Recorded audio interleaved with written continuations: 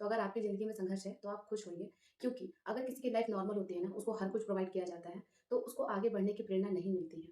आपके जीवन का ये संघर्ष ही है जो कहीं न कहीं आपको आगे बढ़ने के लिए प्रेरित कर रहा है, आपको मोटिवेट कर रहा है कि अगर खुद को तकलीफ देनी पड़े ना, तो दीजिए खुद को तकलीफ, ठीक है? फ़ोन पे बात करने में, यूट्यूब रील्स देखने में, इंस्टाग्राम रील्स देखने में तकलीफ नहीं होती है और वो मज़ा ना सब लोग उठा रहे हैं। लेकिन जो लोग खुद को तकलीफ देते हैं, ज़बरदस्ती खुद को बैठाते हैं कि नहीं अभी तुम्हें पढ़ना ही पड़ेगा, वही लोग आगे।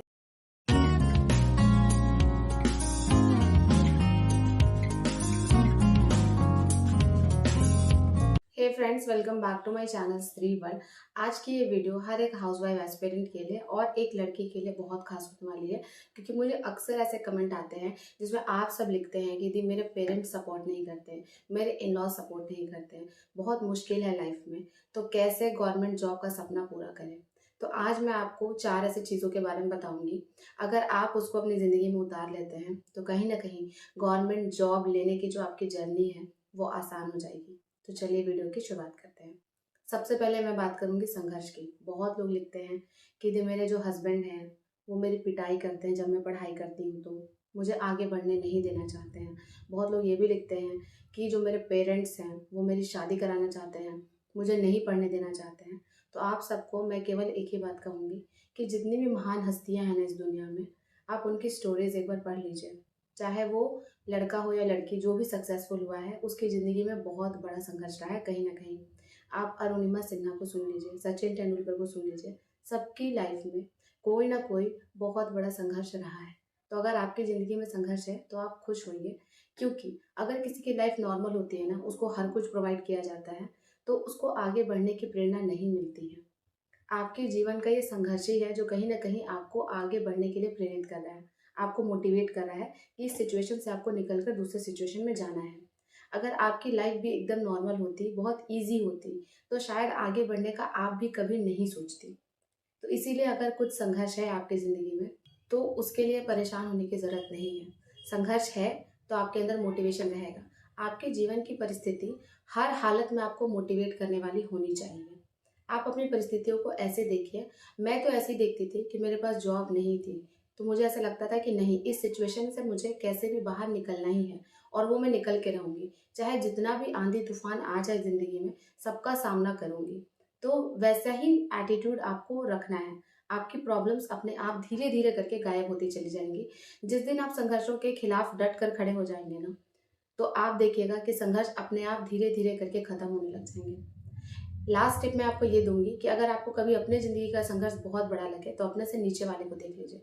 बहुत सारी लड़कियां ऐसी होती हैं जिनके साथ रेप हुआ होता है, फिर भी वो आगे बढ़ने की कोशिश करती हैं। जिनको ससुराल में जला दिया जाता है, फेस जला दिया जाता है, उनके साथ कुछ बुरा कर दिया जाता है, फिर भी वो आगे बढ़ने का सोचती हैं।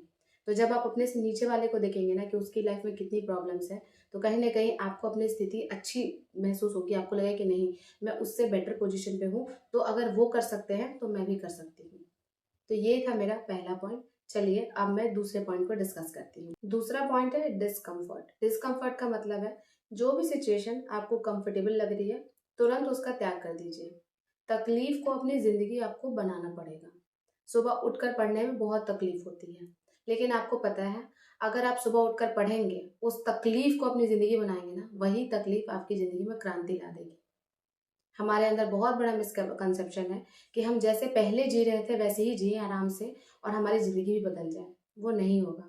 अगर आपको ज़िंदगी अपनी बदलनी है तो नए नियम बनाने पड़ेंगे और उन नियमों का पालन भी करना पड़ेगा।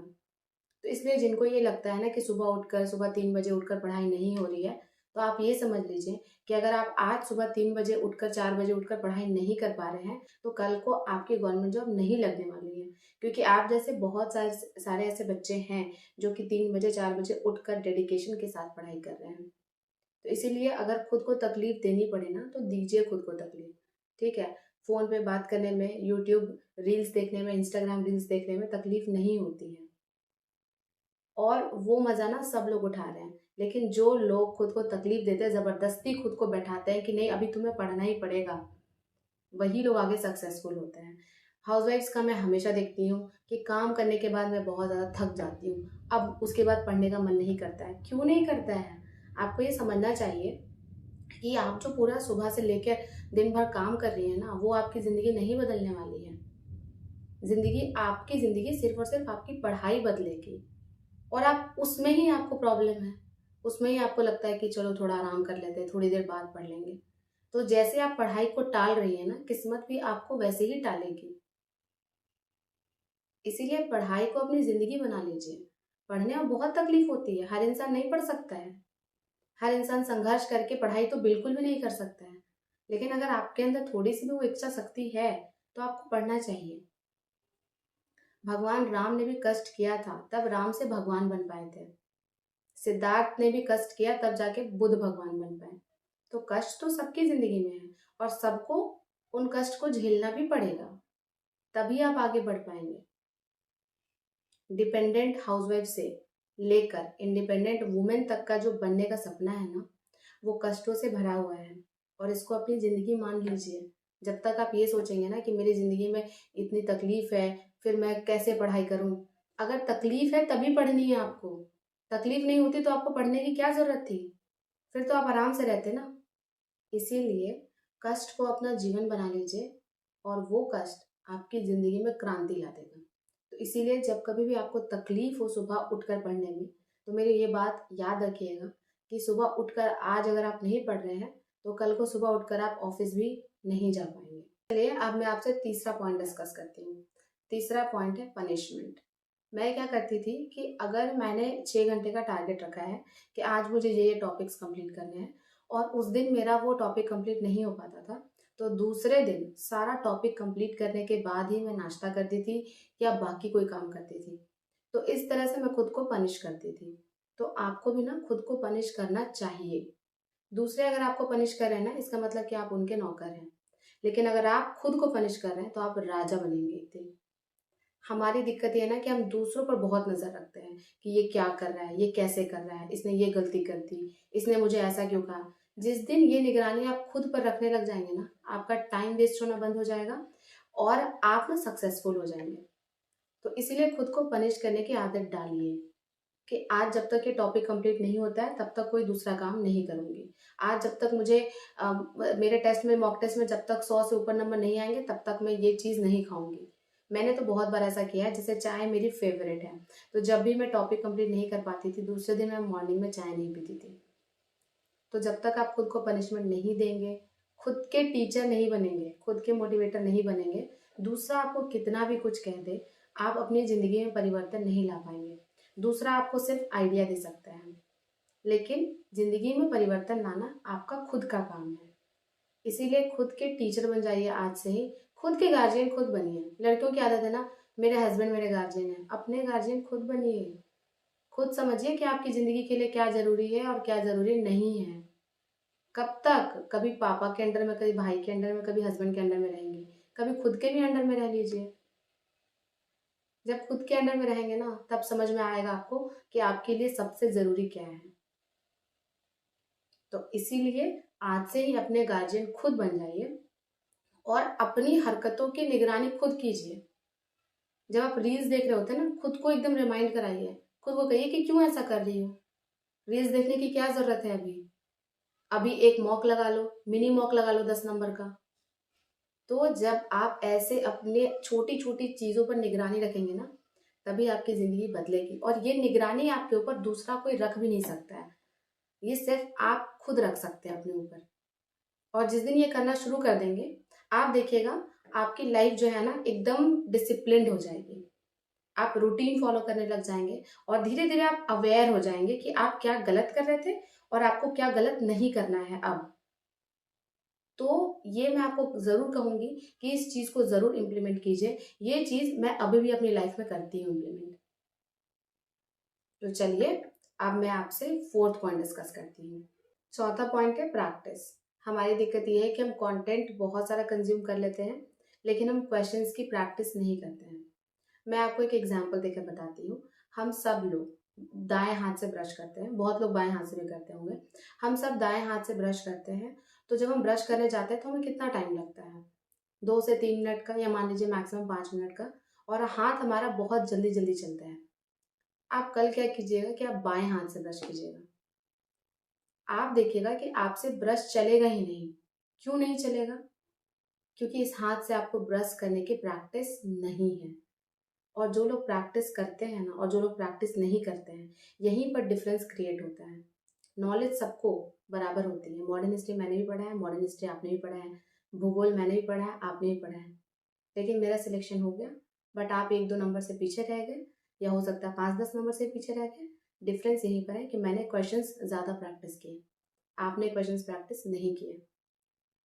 आपने एक चीज़ नोटिस करी होगी कि जब हम पढ़ते हैं तो हम बहुत अच्छे से पढ़ लेते हैं, ऑनलाइन क्लासेस भी ले लेते हैं, नोट्स भी बना लिया, उसको पढ़ भी लिया, लर्न कर लिया, रिवीजन भी कर लिया। लेकिन जब प्रैक्टिस सेट सॉल्व करने की बारी आती है ना, तो हम डरते हैं। हमें लगता है कि किसी भी तरह से प्रैक्टिस सेट ना सॉल्व करें, और हम ना उसको स्किप करते रहते हैं, उसको टालते रहते हैं कि एंड के टाइम पे प्रैक्टिस सेट सॉल्व कर लेंगे। और कोई कोई लोग ऐसे भी होते हैं जो कि प्रैक्टिस सेट सॉल्व ही नहीं करते, सीधे एग्जाम देने जाते हैं, क्योंकि हमें डर लगता है कि आज जो प्रैक्टिस सेट सॉल्व किया, नंबर अगर कम आया तो कॉन्फिडेंस डाउन हो जाएगा। तो इससे मत डरिए, प्रैक्टिस को प्रायोरिटी बनाइए। आप चाहे किसी भी एग्जाम की तैयारी कर रहे हो, आप प्रैक्टिस नहीं करेंगे ना, तो आप कभी भी उस एग्जाम को क्वालिफाई नहीं कर पाएंगे। क्योंकि एक साथ 150 क्वेश्चंस बनाना, 2.5 घंटे बैठने की प्रैक्टिस करना बहुत ज़्यादा ज़रूरी है। लिमिटेड टाइम में क्वेश्चन सॉल्व करना, ये सब हम मॉक टेस्ट सॉल्व करने से ही सीखते हैं। तो इसीलिए आप चाहे जितना भी, ये एकदम उसी तरह हो गया कि आप जैसे गाड़ी चलाना सीख रहे हैं, लेकिन आप ऑनलाइन यूट्यूब में देख रहे हैं कि गाड़ी चलाते हैं, ऐसे करते हैं, इस टाइम पे एक्सीलेटर लेते हैं, इस टाइम पे ब्रेक लगाते हैं, लेकिन जब तक आप उसको रोड पर चलाएंगे नहीं ना, तब तक आपको असली एक्सपीरियंस नहीं मिलेगा। तो इसीलिए प्रैक्टिस को प्रायोरिटी बनाइए। बहुत बार ऐसा होता है कि बहुत सारे इंटेलिजेंट स्टूडेंट्स होते हैं, उनका सिलेक्शन सिर्फ इस वजह से नहीं होता है क्योंकि उन्होंने प्रैक्टिस नहीं की होती है। जैसे मेरे साथ एक बार ऐसा ही हुआ था, मैंने एसएससी का एग्जाम दिया था और 1 नंबर से मेरा सिलेक्शन नहीं हुआ था। जब उसी क्वेश्चन को मैं घर आकर बैठ कर आराम से बनाई ना, मुझसे सारे क्वेश्चन बन रहे थे। लेकिन कमी वहीं पर थी कि मैंने प्रैक्टिस नहीं करी थी अच्छे से। अगर मैंने प्रैक्टिस की होती, एग्जाम से पहले कम से कम 20 से 30 मॉक लगाए होते, तो शायद मेरा वहाँ सिलेक्शन हो गया होता।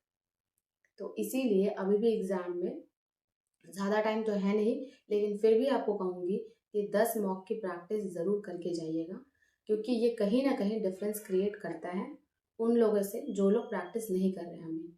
तो प्रैक्टिस को अपनी प्रायोरिटी बना लीजिए। तो बस यही 4 इंपॉर्टेंट पॉइंट्स मुझे आपसे डिस्कस करने थे। आई होप आपने इस वीडियो से बहुत कुछ सीखा हो। अगर आपको ये वीडियो अच्छी लगी हो तो लाइक कर दीजिए, चैनल पर नए हैं तो सब्सक्राइब कर दीजिए, और अभी जाके मुझे इंस्टाग्राम पर फॉलो कर लीजिए। मिलती हूँ आपसे नेक्स्ट वीडियो में।